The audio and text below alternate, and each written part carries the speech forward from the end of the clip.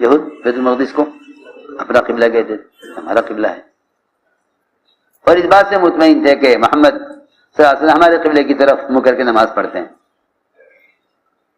سنو دھیان سے، اللہ تعالی اپنے احکام وقفے سے وقت پر تھوڑی تھوڑی مدت میں اس لیے لاتے ہیں تاکہ وہ ایمان والوں کا امتحان لیں، اور منافقین اور دلوں میں خیانت رکھنے والے ایسے لوگوں کی اللہ تعالیٰ چھٹائی کرتے رہیں۔ سنو غور سے، توجہ سے بات، اللہ تعالیٰ سے ہر وقت استقامت کو مانگتے رہنا چاہیے، اللہ سے ہر وقت استقامت کو مانگتے رہنا چاہیے، ورنہ اللہ تعالیٰ کا دستور ہے، یہ اللہ کا یہ دستور ہے، اللہ کا یہ دستور ہے کہ وہ لوگوں کی چھٹائی کرنے کے لیے ایسے احکام لاتے ہیں کہ ماننے والے الگ ہو جائیں، نہ ماننے والے الگ ہو جائیں۔ سنو توجہ سے بات، اللہ تعالی ماننے والوں کو نہ ماننے والوں سے الگ، اور نہ ماننے والوں کو ماننے والوں سے الگ کرنے کے لیے حکم لاتے ہیں، صرف دیکھنے کے لیے کہ کون نبی کی اطاعت کرتا ہے، کون نہیں کرتا۔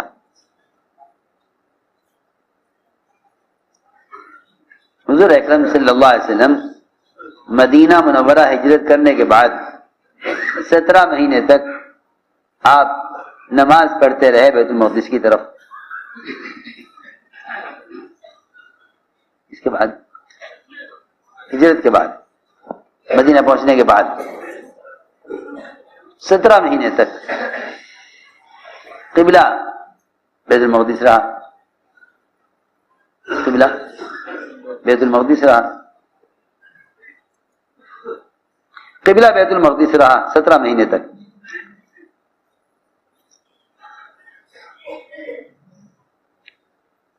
ظہر کی نماز ہو رہی تھی مسجدوں میں، الگ الگ 9 مسجدیں تھیں مسجد نبوی میں، اور بھی مسجدیں مسجد نبوی کے علاوہ بن گئی تھیں محلوں میں۔ ظہر امام میں حکم آ گیا کہ آپ رخ کر لیجئے بیت المقدس سے بیت اللہ کی طرف، حکم آ گیا فوراً، رخ کر لیجئے بیت المقدس سے بیت اللہ کی طرف، قبلہ بدل دیا۔ ریکنسٹرکشن آف امہ تو جیسے ہی قبلہ بدلا، صحابہ کرام فوراً بیت المقدس سے بیت اللہ کی طرف پھر گئے، بیت المقدس سے بیت اللہ کی طرف پھر گئے۔ اب اعتراض کرنے والے منافقین اعتراض کرنے والے، ان کا کام یہ تھا کہ وہ مسلمانوں پر تنقید کرتے رہتے تھے، خود تو کچھ کرتے نہیں تھے، اعتراضات کرنے کا مزاج تھا۔ وہ تلاش میں رہتے تھے کہ کوئی ایسی بات ملے مسلمانوں کی تو اس کو اچھالیں پھیلاویں۔ منافقین کو موقع مل گیا کہنے کے لو جی ان کا تو کوئی قبلے کا بھی ٹھکانہ نہیں ہے، کبھی ادھر نماز پڑھتے ہیں کبھی ادھر پڑھتے ہیں۔ منافقین تو اعتراض کر کے محروم ہو گئے۔ اس لیے کہ بات ہمیشہ یاد رکھنا، تنقید کرنے والا محروم ہو جاتا ہے، تنقید کرنے والا محروم ہو جاتا ہے۔ ہمارے ایسا کا ملفوظ ہے کہ ناقد محروم ہوتا ہے، تنقید کرنے والا محروم۔ سب سے بڑا بے عقل بے وقوف ہے کہ جو آدمی قرآن اور حدیث کی سچی باتوں کا کھل کر انکار کر بیٹھے، اس سے بڑا احمق اور بے عقل کوئی نہیں ہوتا۔ جو چیزیں قرآن میں احادیث میں واضح ہیں ان کا آدمی انکار کر دے تو وہ بعض مرتبہ انکار کر دیتے ہیں لوگ اپنے تجربات، اپنے معمول کی وجہ سے کہ معمول یہ تھا مگر اب یہ ہونے لگا ہے، اب یہ ہونے لگا ہے۔ بجائے اس کے کہ آ کر بیٹھو پوچھو کہ اب کیا حکم ہے اور اب کیا کرنا ہے، آدمی اعتراض اور تنقید کر کے عمل کے دائرے سے نکل جاتا ہے. سمجھ میں آ رہی بات؟ عمل کے دائرے سے نکل جاتا ہے، عمل کے دائرے سے نکل جاتا ہے. اور بعض مرتبہ آدمی کا تنقید کرنا اسے حق کے انکار تک پہنچا دیتا ہے. یہ بہت ڈرنے کی بات ہے. تو چنانچہ منافقین نے اعتراض کیا، منافقین نے اعتراض کیا کہ بھئی انہوں نے قبلہ کیوں بدل دیا؟ اور یہود نے اعتراض کیا، یہودیوں نے کہا کہ یہ کیا کیا انہوں نے، ہمارے قبلے کی طرف نماز پڑھتے تھے، انہوں نے ہمارا قبلہ چھوڑ دیا. ارے سنو تو صحیح، یہ باتیں سمجھنا بہت ضروری ہے جو میں کہہ رہا ہوں. باتیں سمجھنا بہت ضروری ہے، کیونکہ جب سب ایک رخ پر نماز پڑھ رہے تھے، کیونکہ یہود بیت المقدس کو اپنا قبلہ کہتے تھے، یہود بیت المقدس کو اپنا قبلہ کہتے تھے، ہمارا قبلہ ہے، اور اس بات سے مطمئن تھے کہ محمد صلی اللہ علیہ وسلم ہمارے قبلے کی طرف منہ کر کے نماز پڑھتے ہیں. تو ایک اللہ معاف فرمائے بعض مرتبہ دین کے شعبے یا دین کے مراکز کو لوگ اپنی ذاتی چیز سمجھ بیٹھتے ہیں.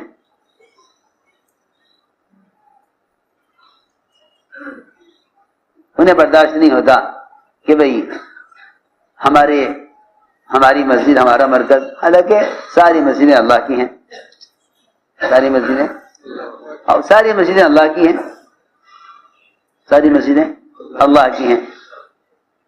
جب آپ نے رخ بدلا بیت المقدس سے بیت اللہ کی طرف تو یہودیوں کو اشکال ہوا، یہودیوں کو اشکال ہوا کہ انہوں نے قبلہ کیوں بدل دیا. تیسرے صبح احمق وہ کفار، انہیں امید ہو گئی، انہوں نے کہا اچھا اب محمد صلی اللہ علیہ وسلم ہمارے قبلے کی طرف آ رہے ہیں. یہ کفار کہتے تھے کہ بیت اللہ ہمارا قبلہ ہے اور بیت المقدس یہودیوں کا قبلہ ہے. یہودی تو یوں معترض کہ ہمارا قبلہ چھوڑ دیا، اور کفار یوں خوش ہو گئے کیا بھی ہے ہمارے قبلے کی طرف آ گئے. ارے سنو تو صحیح، کیسا عجیب قصہ ہے. بس میں تم سے یہ کہنا چاہتا ہوں کہ جو لوگ خود اپنی ذات سے حق پر قائم نہیں ہوتے، اپنی ذات سے حق پر قائم نہیں ہوتے، وہ صبح شام اس چکر میں لگے رہتے ہیں کہ کون ہماری طرف ہے، کون ان کی طرف ہے، کون ہماری طرف ہے، کون ان کی طرف ہے. حالانکہ ایک ہی طرف ہے کہ سب اللہ کی طرف، سب اللہ کی طرف. تو پھر اللہ، سب اللہ کی طرف، ساری مسجدیں اللہ کے لیے، ساری مسجدیں اللہ کی. ایسا پھٹا مسلمان اور ایسی تفریق پڑی مسلمانوں میں کہ انہوں نے اللہ کی مسجدوں کو اپنی مسجدیں بنا لیا. یہ ہماری مسجد، یہ تمہاری مسجد. حالانکہ مسجد تو دو حصوں میں تقسیم جب ہو سکتی ہے جب پہلے قبلہ تقسیم ہو. میری بات سمجھ میں آ رہی؟ جب قبلہ تقسیم نہیں تو مسجد تقسیم ہو سکتی ہے؟ ہو ہی نہیں سکتی. جب قبلہ ایک ہے، ہاں بھائی اس مسجد کا رخ ہوتا دوسری طرف، اس مسجد کا رخ ہوتا قبلے کی طرف، کعبے کی طرف، تب تو کہا جاتا کہ بھئی یہ مسجد ہماری، یہ مسجد ہماری. جب ساری مسجدوں کا قبلہ ایک ہے تو مسجد تقسیم ہو سکتی ہے؟ ہو ہی نہیں سکتی. وہ تو لوگ کہتے ہیں ہماری مسجد ہے، حالانکہ ساری مسجدیں اللہ کی، ساری مسجدیں اللہ کی. تو کفار نے یہ کہا کہ اب یہ ہمارے قبلے کی طرف آ رہے ہیں، اب یہ تھک گئے کوشش کرتے کرتے، ہاں جی دین کی دعوت دے دیتے تھے، اب یہ تھک گئے ہیں، اب انہوں نے سوچا ہے کہ بھئی چلو نعوذ باللہ ان کافروں کے ساتھ ہی مل جاؤ، اکثریت ان کی ہے۔ کیونکہ آج کل لوگ یہ سمجھتے ہیں کہ بھئی دیکھو جن کی لاٹھی ان کی بھینس، جن کی لاٹھی ان کی بھینس، کہ بھئی یہ دیکھو اقتدار کس کے ہاتھ میں ہے، اور یہ دیکھنا چاہیے کہ بھئی اکثریت کن کی ہے۔ نہیں، نبی اس چیز کو نہیں دیکھتے کہ کن کے ہاتھ میں قوت ہے، کن کی اکثریت ہے، نہیں، وہ تو اکیلے ہوں تو بھی اللہ کے امر کو دیکھتے ہیں، 1000 میں ہوں تو بھی اللہ کے امر کو دیکھتے ہیں۔ یہ کوئی بات نہیں کہ اگر اکثریت کے غلط تو وہ صحیح ہو جائے، اور اگر صحیح کو صحیح کہنے والے تھوڑے ہوں تو وہ غلط ہو جائے، ایسا نہیں ہوتا۔ دین تو واضح ہے، دین تو واضح ہے، روشن ہے، کھلا ہوا ہے۔ اکثریت اقلیت سے دین کے حق و ناحق، صحیح غلط ہونے کا اقلیت اکثریت سے کوئی تعلق نہیں ہے۔ تو میں نے عرض کیا کہ اللہ نے انہیں احمق کہا ہے جنہوں نے صحابہ کرام کے آپ کے ساتھ نماز میں گھوم جانے کو پر اعتراض کیا، اللہ نے ان کو احمق کہا، اللہ نے ان کو احمق کہا۔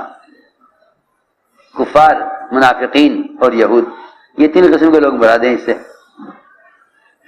سے 3 قسم کے لوگ مراد ہیں۔ تو انہوں نے یہ کہا کہ کیونکہ تم نے اپنا قبلہ بدل دیا، لوگوں نے اپنا قبلہ بدل دیا، لہذا اس کا مطلب یہ ہے کہ اب تک تم سب کام غلط کر رہے تھے تو تمہاری پچھلی نمازیں سب ضائع ہو گئیں۔ اگر قبلہ وہ صحیح تھا تو ادھر کیوں آئے، اور اگر وہ غلط تھا یہ صحیح ہے، پچھلی نمازوں کا اب کیا ہوگا؟ یہ بات چلائی۔ ارے سنو تو صحیح، یہ بات چلائی منافقین نے کہ بھئی ان کے اگر قبلہ وہ صحیح تھا تو کیوں بدلا، اور اگر وہ غلط تھا یہ صحیح ہے تو پچھلی نمازوں کا ان کی کیا ہوگا؟ اس کا اللہ نے جواب دیا جسے میں بتانا چاہتا تھا۔ اللہ نے اس کا جواب دیا، ما کان اللہ لیضیع ایمانکم، اللہ تمہاری نمازوں کو ضائع نہیں کریں گے۔ صلاۃ نہیں فرمایا، ایمان فرمایا۔ کیوں؟ اس لیے کہ ہم نے قبلہ بدلا ہے تمہاری اطاعت کا امتحان لینے کے لیے، قبلہ بدلا ہے اطاعت کا امتحان لینے کے لیے۔ تم نکلے ایمان والے کہ تم نے نبی کے ساتھ ساتھ اپنا رخ بدل دیا، اور ہم نے اس لیے کیا تھا تاکہ ہم جان لیں، دیکھ لیں، چھٹائی کر دیں کون آپ کے ساتھ قبلے کی طرف، بیت اللہ کی طرف پھر جاتا ہے، اور کون اپنی ایڑیوں کے بل پلٹ جاتا ہے اور نبی کے طریقے سے اور نبی کی اطاعت سے انکار کر دیتا ہے۔ یہ تھی بات۔ تو میں نے یہ کہا کہ یہاں اللہ نے کلمے کو ایمان کہا، کلمے کو ایمان کہا، اور نماز کو بھی ایمان کہا، نماز کو بھی ایمان کہا۔ ما کان اللہ لیضیع ایمانکم، اللہ تمہاری نمازوں کو ضائع کرنے والے نہیں ہیں۔ میں عرض کر رہا تھا کہ ایمان کو عبادات میں بھی دیکھو، ایمان کے عبادات میں بھی دیکھو، ایمان کو عبادات میں بھی دیکھو، اور ایمان کو معاملات میں بھی دیکھو، ایمان کو معاملات میں بھی دیکھو۔ احادیث میں بے شمار حدیثیں ملیں گی کہ مومن کسے کہتے ہیں، مومن کسے کہتے ہیں کہ مومن لا یخدع ولا یخدع، نہ دھوکہ دے نہ دھوکہ کھائے، نہ دھوکہ دے نہ دھوکہ کھائے۔ مومن وہ ہو ہی نہیں سکتا جو ناپ تول میں کمی کرے یا مال میں دھوکہ دے، مومن نہیں ہو سکتا، کیونکہ مومن سے ممکن نہیں ہے کہ معاملات میں خیانت کرے، معاملات میں خیانت کرنا مومن کا کام نہیں ہے۔ کمائی کے نقشوں میں حکم پورا کرنا مومن کا کام ہے، کمائی کے نقشوں میں حکم کا پورا کرنا مومن کا کام ہے۔ مومن نہ دھوکہ دے گا نہ دھوکہ کھائے گا۔ اخلاق میں اور پڑوسی کو حقوق کی ادائیگی میں بھی ایمان کو بیان کیا کہ مومن وہ ہو ہی نہیں سکتا کہ جس سے اس کا پڑوسی پریشان ہو، وہ مومن ہو ہی نہیں سکتا، اس سے اس کا پڑوسی پریشان ہو۔ جو پڑوسی سے مطمئن نہ ہو، جو کہ ایسا پڑوسی مومن نہیں ہو سکتا۔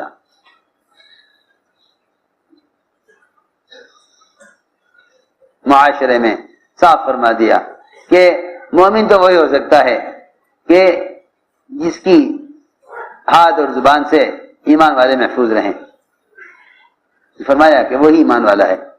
تو میں نے عرض کیا کہ زندگی کے تمام شعبوں میں ایمان کو تلاش کیا جائے گا۔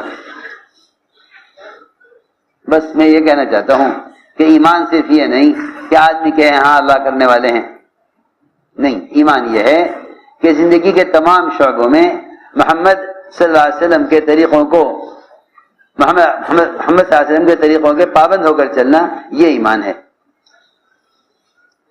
یہ ایمان ہے۔ عبادات میں ایمان، معاملات میں ایمان، اخلاق میں ایمان، معاشرے میں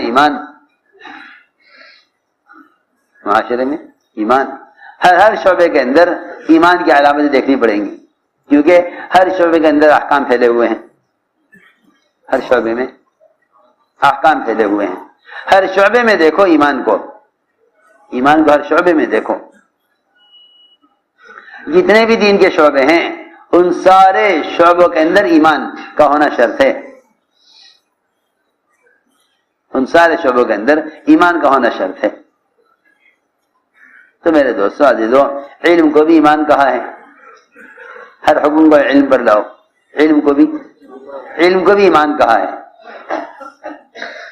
علم کو بھی ایمان کہا ہے، علم کو بھی ذکر کہا ہے، علم کو بھی ذکر کہا ہے، کیونکہ جس طرح کلمہ کا اخلاص ہے، اس طرح کلمہ کا اخلاص ہے، اسی طرح فرمایا کہ علم کا بھی اخلاص ہے، علم کا بھی، کلمہ لا الہ الا اللہ، اس کے الفاظ بھی ہیں، اخلاص بھی ہے، اس کے الفاظ بھی ہیں، اخلاص بھی ہے۔ لوگ الفاظ جانتے ہیں، کلمہ کے اخلاص نہیں جانتے۔ کلمہ کے اخلاص یہ ہے کہ مومن کو حرام سے روک دے،